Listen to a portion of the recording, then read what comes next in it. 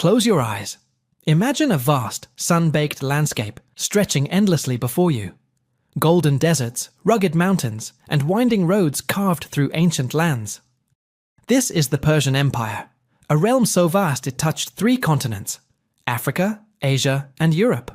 Tonight, we're going to drift through a story so calm, so intricate, and so delightfully mundane that it might just lull you into a peaceful slumber.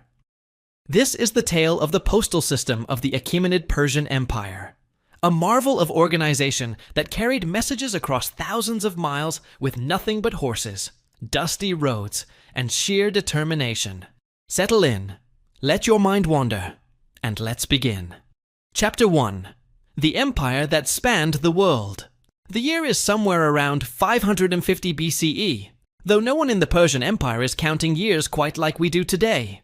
The world is a patchwork of kingdoms, city-states, and nomadic tribes, but one empire is rising above them all. The Achaemenid Empire, founded by a man named Cyrus the Great. Picture him, if you will, a king with a flowing beard, seated on a throne in the city of Pasargadae, his eyes scanning maps of a realm that stretches from the edges of Greece to the distant rivers of India. It's an empire of staggering size, millions of people, countless languages, and landscapes as varied as the rocky coasts of Ionia and the lush valleys of the Indus. Now, ruling an empire this big isn't easy. Imagine trying to send a letter from New York to Tokyo, but instead of email or airplanes, you've got nothing but dirt roads, a horse, and a few brave souls willing to ride through deserts and over mountains. That's the problem Cyrus faced. How do you keep an empire together when it takes months to send a message from one end to the other? The answer, as we'll see, lies in a system so simple yet so brilliant that it would inspire postal services for centuries to come. But before we get to the horses and the dusty trails, let's linger for a moment on the empire itself. The Persians weren't just conquerors. They were organizers. They built roads, standardized coins, and even created a system of laws that let people worship their own gods and speak their own languages. This was no small feat in a world where most rulers demanded total conformity.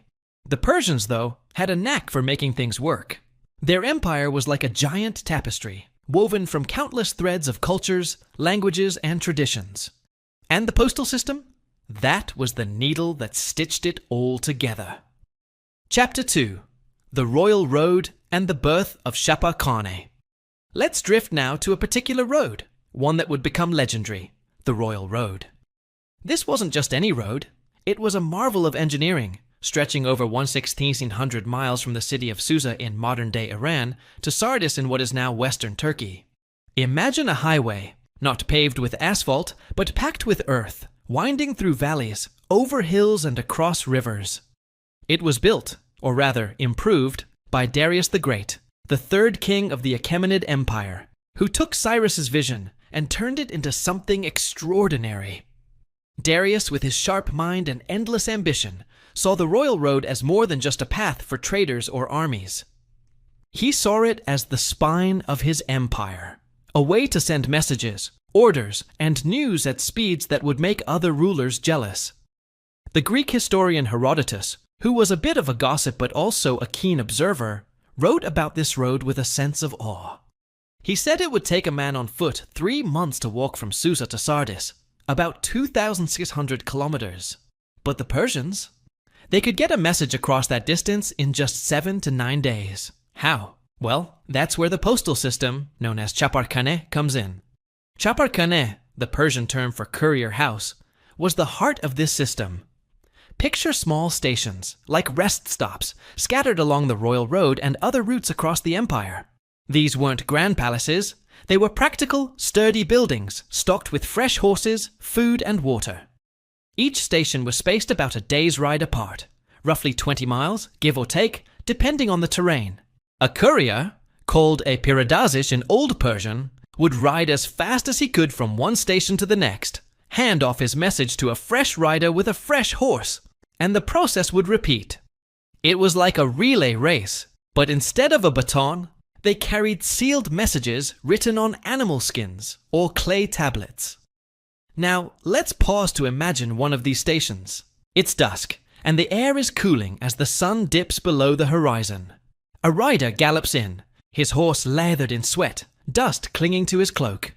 He leaps off, hands a leather pouch to another rider who's already waiting, and collapses onto a simple cot to rest. The new rider mounts a fresh horse, its hooves pounding the earth as he disappears into the twilight. This happens day and night, through scorching heat, biting cold, and even the occasional sandstorm. Herodotus, ever the poet, wrote of these couriers, "Neither snow, nor rain, nor heat, nor gloom of night stays these couriers from the swift completion of their appointed rounds." Sound familiar? That's right. This line, etched into the James Farley Post Office in New York City, is the unofficial motto of the modern U.S. Postal Service, inspired by the Persians of 2,500 years ago. Chapter 3. The Couriers and Their Horses. Let's zoom in on these couriers, the unsung heroes of the Persian postal system. They weren't just random men plucked from the streets. These were expert horsemen, trained to ride hard and fast, navigating treacherous paths with skill that would make modern jockeys envious. The Persians were renowned for their horsemanship. After all, they invented the game of polo and inspired the Greeks to beef up their own cavalry. Horses were more than just transportation in ancient Persia. They were a way of life. Young Persian boys, as Herodotus tells us, were taught 3 things: to ride a horse, to shoot a bow, and to tell the truth. The couriers embodied that first skill to perfection. Each courier rode a horse bred for speed and endurance, likely the now extinct Nisaean breed, known for its strength and beauty. These horses were the Ferraris of the ancient world, capable of galloping for hours without breaking down. But even the best horse couldn't ride 1,600 miles in one go, so the relay system was key. Cyrus the Great, ever the innovator, reportedly figured out how far a horse could travel before tiring, about a day's journey, and used that to space out the Chaparcane stations. At each stop, the rider would swap his exhausted mount for a fresh one, grab a quick sip of water or a bite of bread, and off he'd go again. Let's picture one of these rides. It's midnight, and the stars are blazing in a sky so clear you can see every constellation. The courier, wrapped in a woolen cloak, grips the reins tightly as his horse thunders along a moonlit path.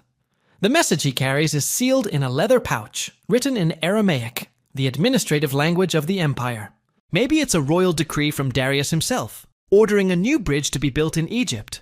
Or perhaps it's a report from a distant governor, warning of a rebellion brewing in Babylon.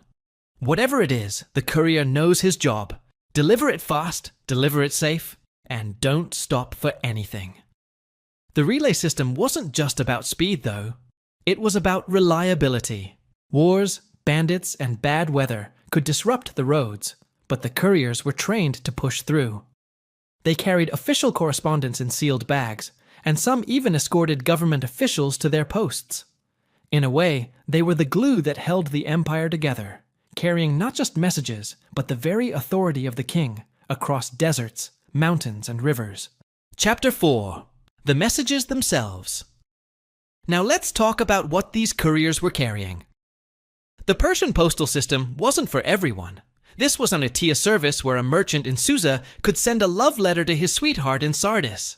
It was a government operation, reserved for the king, his governors, and his spies. The messages were often written in Aramaic, a language unrelated to Old Persian, but chosen for its widespread use across the empire. Think of it like English today, used on envelopes and packages worldwide because it's practical, not because it's everyone's native tongue. These messages were written on parchment, animal skin carefully prepared to hold ink, or sometimes on clay tablets for shorter notes. The scribe would write in neat, wedge-shaped cuneiform, or flowing Aramaic script, then fold the parchment, seal it with wax or clay, and hand it to the courier.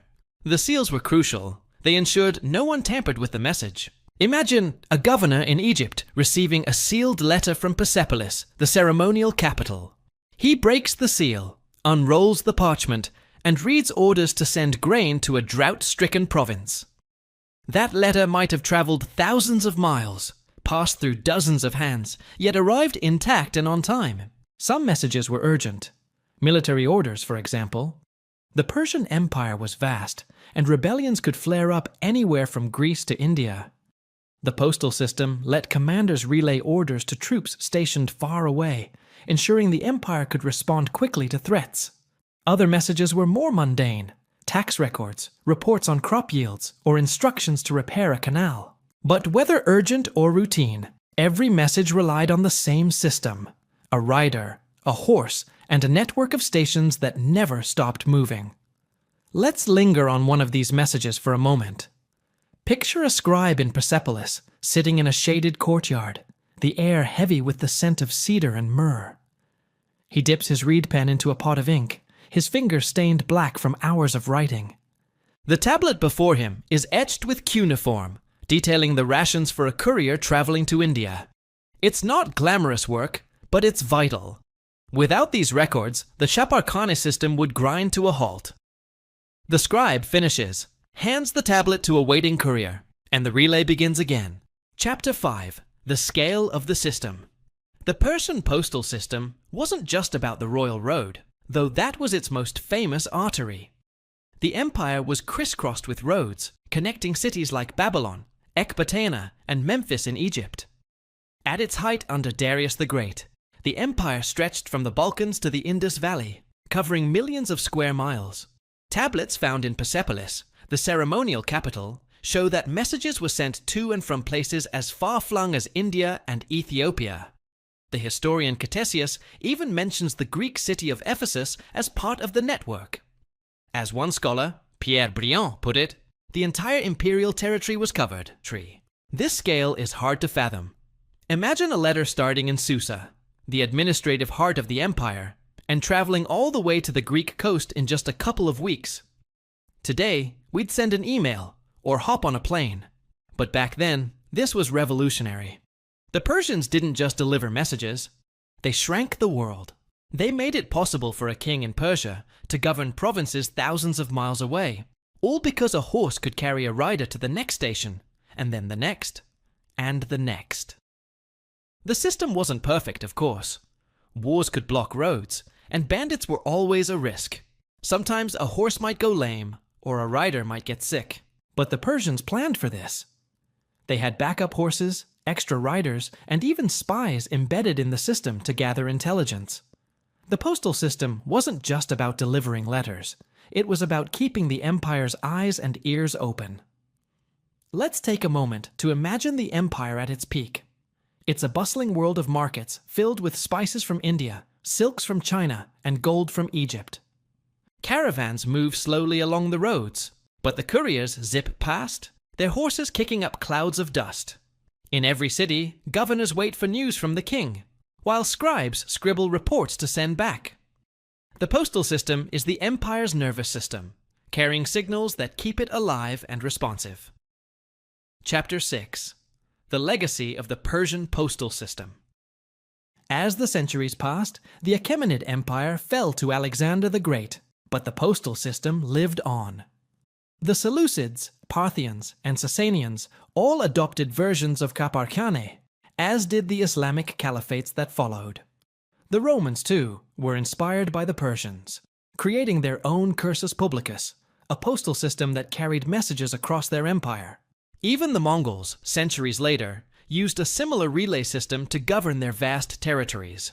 But the Persian system was the first, and it set a standard. It showed that a well-organized network of roads, stations, and riders could tie together a sprawling empire. It wasn't just about speed, it was about control, unity, and trust. The couriers were a symbol of the king's reach, proof that no corner of the empire was too far to hear his voice. Let's drift to a later time, the 19th century, when the modern postal system began to take shape. In 1837, an Englishman named Rowland Hill invented the self-adhesive postage stamp, a simple idea that revolutionized mail. But even then, the ghost of the Persian system lingered. The Universal Postal Union, founded in 1874, owes a debt to the Persians, who proved that a standardized system could connect the world. And that famous motto, neither snow nor rain, nor heat nor gloom of night, still echoes from Herodotus's pen to post offices today. Chapter 7. A Quiet Night on the Royal Road. Let's end our journey with one last scene. It's a quiet night on the Royal Road, somewhere in the heart of the empire. The stars are out, and a cool breeze carries the scent of wild thyme. At a Chapakhane station, a lone courier sits by a fire, his horse grazing nearby. He's waiting for the next rider to arrive, the leather pouch at his side ready to be passed on. Somewhere, far away, a king sleeps soundly, knowing his orders are speeding through the night. The empire hums along, connected by these tireless riders and their faithful horses. As you listen to this story, let your mind drift like that courier's horse, galloping softly into the distance. The Persian postal system, with its dusty roads and relay stations, is a reminder that even the most mundane things, letters, horses, roads, can hold an empire together. So close your eyes, let the world fade, and dream of a time when messages flew on hooves across the ancient world. Good night, and may your dreams be as steady and sure as a Persian courier on the Royal Road.